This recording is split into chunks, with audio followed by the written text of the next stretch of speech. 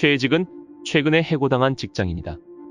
엎친 데 덮친 격으로 이혼의 시련까지 겪은 그는 갑자기 급성 심장사로 죽음에 이르러 저승사자를 만난다. 그는 심판과 윤회를 기다렸지만 저승사자의 안내로 과거의 자신을 돌아보며 모든 불행과 실패가 자신의 선택에서 비롯된 것임을 깨닫는다. 죽어도 컨티뉴라는 책은 인기 유튜버 최혜직 책 추천에 깨달음을 담은 책이다. 그는 영성에 관한 책을 200권 넘게 읽고 명상을 통해 직접 경험한 영적 법칙을 저승사자와의 대화 형식으로 들려준다. 오늘은 유튜브 채널 최혜직 추천이 전하는 깨달음과 현실 창조의 법칙을 담은 책 죽어도 컨티뉴에 대해 이야기해보겠다.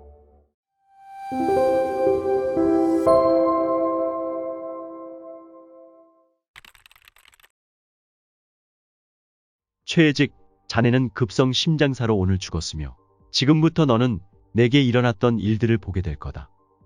너의 과거를 돌아보기 전에 먼저 알아야 할 것들이 있다. 너희가 말하는 현실이라는 곳이 어떻게 작용하고 운용되는지 알아야 한다. 내 임무는 너에게 이걸 알려주는 것이다. 신비한 에너지가 둘을 감싸고 현실 세계와 같은 곳이 보이기 시작했다. 여기는 우리 집이네요. 그래, 너의 첫 결혼 생활 장면이다. 혜직은 결혼을 하고 5년 뒤에 이혼을 했다. 갑자기 고성이 들리기 시작했다. 전처와 싸우는 장면이네요. 정말 별것도 아닌 일로 싸우곤 했었죠. 왜 싸웠는지 기억하느냐? 어떻게 기억을 해요? 하지만 제 생각에 전처는 한 번도 저를 있는 그대로 알아주지 않았어요. 정말 이기적인 사람이라고 생각했죠. 이번에는 다른 시기로 가보자. 또다시 고성이 오가는 소리가 들렸다. 이혼 후 만나 결혼을 약속한 여자친구와 싸우는 모습이 보였다. 여자친구와 싸우는 장면이구나. 똑같이 별것도 아닌 일로 싸우고 있네. 이번엔 왜 싸웠는지 기억하느냐? 나를 알아주지 않는다고 생각했던 것 같아요. 그래서 순간 화가 났어요. 현실 세계는 내가 생각하는 그대로 반영된다. 너는 전처와 있었던 일과 같은 일이 일어나지 않기를 바랬다. 그리고 현재 여자친구와 똑같은 일이 벌어졌다. 너는 그런 일이 없기를 바라면서 그 일을 계속 생각했고 그런 일이 반복되지 않도록 스스로 반성하지 않고 남 탓만 했다. 이럴 때 너의 무의식은 이렇게 작용한다. 남 탓만 하는 나에게 다시 똑같은 상황을 만들어줘야겠다. 다시 기회가 왔을 때 알아차리고 다르게 행동했어야 한다는 건가요? 다르게 행동하는 게 중요한 게 아니고 내 스스로 똑같은 상황이 왔을 때 어떻게 대처할지를 선택할 수 있었다는 거다. 저는 왜 그랬던 걸까요? 너의 무의식은 너를 사랑해서 내가 성장하고 배우길 원하고 있다. 그래서 같은 상황을 만들어주는 것이다. 즉, 내가 그것을 계속 생각함에 따라 그 상황을 그대로 끌어당긴 것과 마찬가지다. 이 세상은 모두 연결되어 있으며 인간 세상은 모두 너희가 만들었다고 볼 수 있다. 그리고 내 안에 있는 신은 너의 성장을 바란다. 인간은 스스로 창조할 수 있다는 걸 매 순간 하면서도 모르고 있지. 인간은 신이 아닌데 어떻게 창조를 해요? 너희는 사실 신과 같은 존재다. 그래서 신이 창조하듯 너희도 창조할 수 있다. 창조의 도구는 생각이다. 너희는 생각으로 모든 걸 창조한다. 저는 부자로 살고 싶었고 그걸 항상 생각했는데 전혀 이루어지지 않았어요. 생각만으로 모두 창조할 수 있다면 당장 1000억이 있다고 생각하면 이루어지나요? 상상의 한계가 없는 사람에겐 1000억이 나타날 것이다. 너에게 1000억이 나타나지 않은 이유는 내가 물리적으로 그런 일이 발생할 수 없다고 생각했기 때문이다. 너는 1000억이 눈앞에 나오게 한다와 물리적으로 1000억이 나올 리 없다는 두 생각이 합쳐졌다. 그럼 이 생각이 여기 우주에서 이렇게 된다. 나는 내 눈앞에서 1000억을 볼 수 없다. 난 그렇게 생각한 적 없는데요? 우주는 인간의 생각을 100% 실현되게끔 해주고 있다. 생각을 하는 것은 다른 차원에선 이미 발현이 되어 있다. 생각은 시간의 개념 없이 즉시 나타나지. 그걸 가능성이라 부른다. 1000억을 만들기 위해서 어떻게 할지 가정해보자. 먼저 투자비를 마련하고 주식이나 사업을 고려해 볼 수 있겠지. 그리고 그것이 대박이나 1000억을 만들었다. 내 가정은 이런 과정이겠지? 그러면 우주는 뉴스 등을 통해 1000억을 번 사람을 너의 눈앞에 자주 보여준다. 그리고 주식이나 사업 기회도 동시에 던져주지.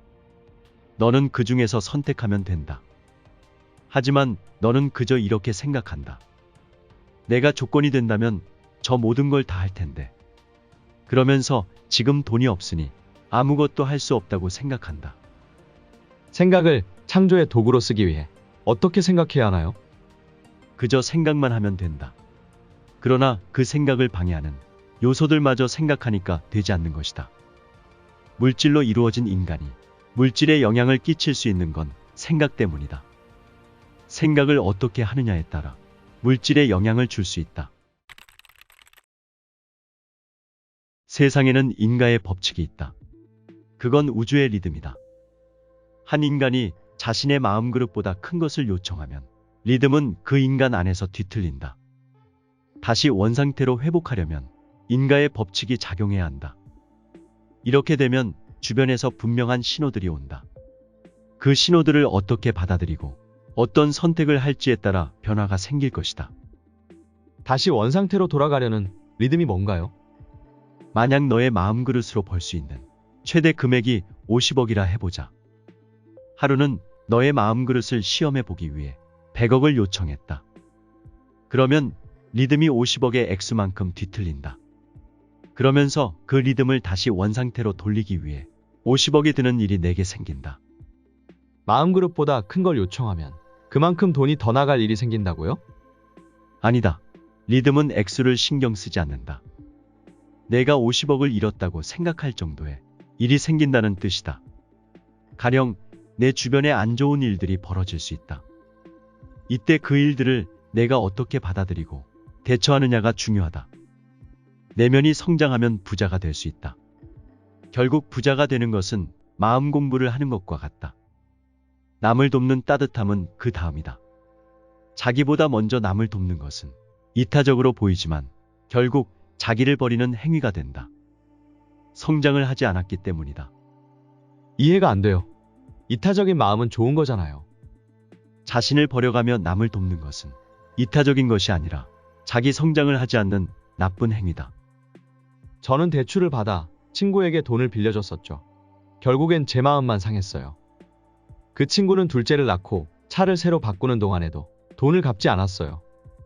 내가 없는 살림의 친구에게 돈을 빌려준 건 스스로를 그 친구보다 위대하다고 착각했기 때문이다.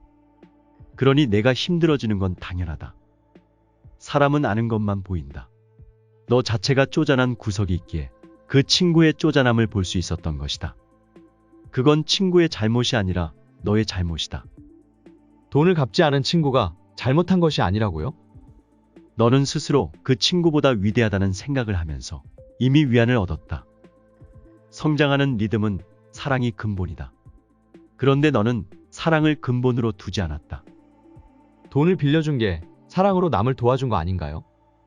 사랑이 아니라 자기 위안을 삼았기 때문이다.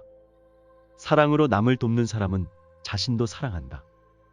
자신을 망치면서 남을 돕는 것은 자기를 사랑하지 않는 것이다. 인간은 윤회를 할 때 본인이 가지고 싶은 원형을 3가지 선택한다. 이 원형 하나만 찾아도 그걸 사명으로 받아들이고 인생을 가치 있게 살게 된다. 윤회를 할 때는 너희에게 선택권이 있는데 너희는 기억을 잊는 것을 선택한다. 완전 초기화가 되어 다시 경험하고 싶기 때문이지. 우연처럼 보이지만 삶의 모든 것은 너희의 선택이다. 원형을 찾으면 어떻게 해야 합니까? 삶의 방식이 그 원형과 맞아떨어지는가를 살피는 것이다. 원형을 받아들이고 내가 행위자가 되는 것이 아니라 원형이 행위자가 되게 하는 것이다. 너는 단지 지켜보는 자로 물러나야 한다. 그때 모든 일이 원형대로 흘러간다. 가끔 집중하고 몰입을 하다 보면 내가 생각하지 않았는데도 아이디어가 솟거나 일이 술술 풀린 적이 있을 거다. 원형이 너의 안에서 활동하도록 내가 보냈기 때문이다. 그러다 난 천재인가? 이런 생각들이 껴드는 순간 원형이 활동하지 못하게 되는 거지. 듣고 보니 그런 것 같아요. 생각은 멍한데 뭔가를 미친 듯이 하고 있고 모든 것이 잘 풀리는 느낌인가요? 그렇다. 그때가 원형이 내 안에서 행위자로 활동하는 것이다. 넌 그저 내맡기기만 하면 된다. 진정한 나는 누구인가를 알려면 어떻게 해야 되죠? 계속 질문하면서 원영이 행위자가 되도록 내버려두는 연습을 하는 거지. 더 오래, 더 길게 지켜보는 것이다. 만약 내가 터득한 지혜가 있다면 무조건 나눠야 한다. 그게 우주의 리듬이다. 혼자 가지려 하면 리듬이 깨진다. 내가 생각하고 바라는 것은 어떤 형태든지 너에게 오게 되어 있고, 만약 내가 그것을 이룰 수 있는 상태라면 즉각 도래한다. 넌 체험을 하러 삶을 살고 있었던 거지. 부자가 되거나 성공하려고 삶을 사는 것이 아니다. 하지만 인간 세상에서 많은 체험을 하려면 돈이 있어야 가능하잖아요. 그래서 누구나 부자가 될 수 있다. 자신이 원한다면 말이다. 기회가 왔을 때 잘하는 방법은 없나요? 주변에서 일어나는 일들을 관찰하는 것이다. 그리고 받아들여야 한다. 좋은 일이 생기거나 나쁜 일이 생기면 원하는 것을 얻을 수 있다는 신호로 받아들여라. 좋은 일과 나쁜 일 모두 원하는 것을 얻을 수 있다는 신호라고요? 좋은 일은 좋기 때문에 확신의 신호가 된다. 나쁜 일은 나쁘기 때문에 마음 그릇을 넓힐 신호로 받아들일 수 있다. 그럼 결국 그릇이 넓어진 만큼 리듬을 찾는다. 또한 나쁜 일은 성장의 기회로 바라볼 수 있다. 너희는 하나이지만 너희 각자가 체험할 것은 다르다. 각자가 체험할 것을 스스로 정하고 만들어야 한다. 하지만 시기심과 질투심에 휩싸여 다른 사람이 만들어 놓은 창조를 따르려 하지.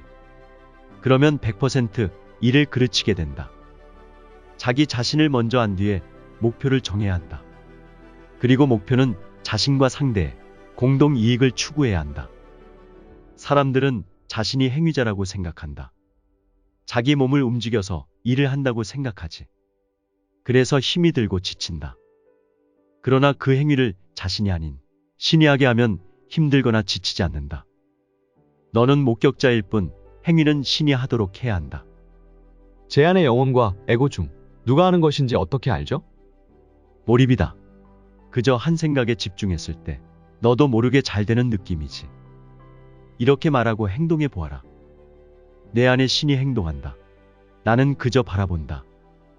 내가 개입하지 않으면 신은 지치지 않고 널 계속해서 이끌어줄 것이다. 신이 이끌어주는 느낌은 어떤 걸까요? 일을 해도 지치지 않는다. 너의 안에서 신이 행동하도록 하는 것이 모든 면에서 가장 좋다. 개입을 하는 순간 너의 시야는 에고가 가진 경험 안에 갇히게 되고 신이 가진 무한한 능력을 제한한다. 생각은 행동을 이끌어낸다. 생각은 너의 내면의 신이 나와서 발현하게끔 한다. 발현하려고 하는데 너의 에고가 쓸데없는 생각으로 한계를 만든다. 이거 하려면 돈이 필요한데 이건 내가 감당하기 힘들 것 같아. 이런 생각들이 왜 일어날까? 에고는 뭐든 가지려 하는 성질 아니에요? 그런데 왜 막는 거죠? 더 가지려면 더 행동해야 할 텐데 말이죠. 신에게 자리를 뺏길까봐 그러는 거지. 너의 내면의 신이 행동을 하려 할 때 에고는 뒤로 물러나게 되기 때문이다. 그래서 온갖 부정적인 생각을 떠올리게 해서 너의 행동을 막는다. 세상은 인간에게 기회를 계속 줄 것이다.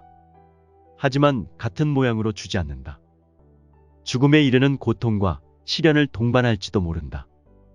주변에서 일어나는 반복되는 현상을 잘 관찰해야 한다.